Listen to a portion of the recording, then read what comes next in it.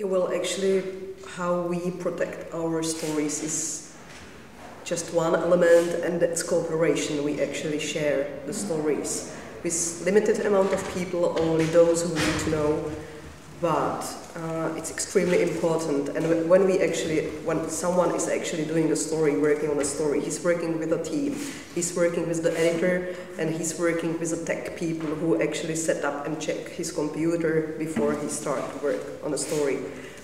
What we also do is that we have something that we call OCCRP Wiki.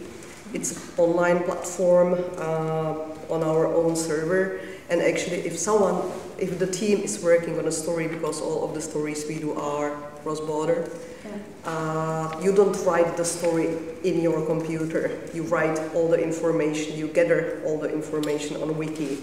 So those people who were assigned to this project, they can see your information, your leads. You can link it to the documents and so on. So actually, this is the way how to send the message outside, that you can't kill the story because there are 5 other people who are working on the same story and they have access to all my data. That's amazing. And is that kind of a well-known kind of position fact that is?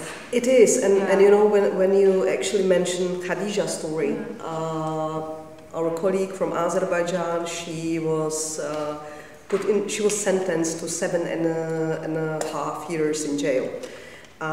She got out after a year and 3 months because the government didn't like the stories she was writing and she was working on, she was publishing.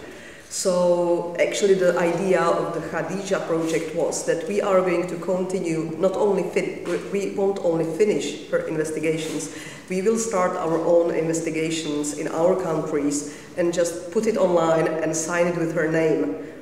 And it actually worked. It created in Azerbaijan internationally such an enormous pressure that she was freed little bit more after 1 year.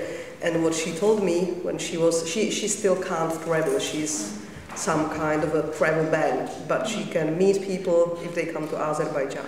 So I visited after she was released. I visited her, I stayed with her for a week, and just by the way, she told me, you know, I have got a really, really shitty time in jail because they believe I'm actually writing all those stories there. So they did all the script searches and they were looking for all the USBs and, you know, they were looking for the computer I may have somewhere here because they truly believe that I work on those stories and I'm publishing it from the jail.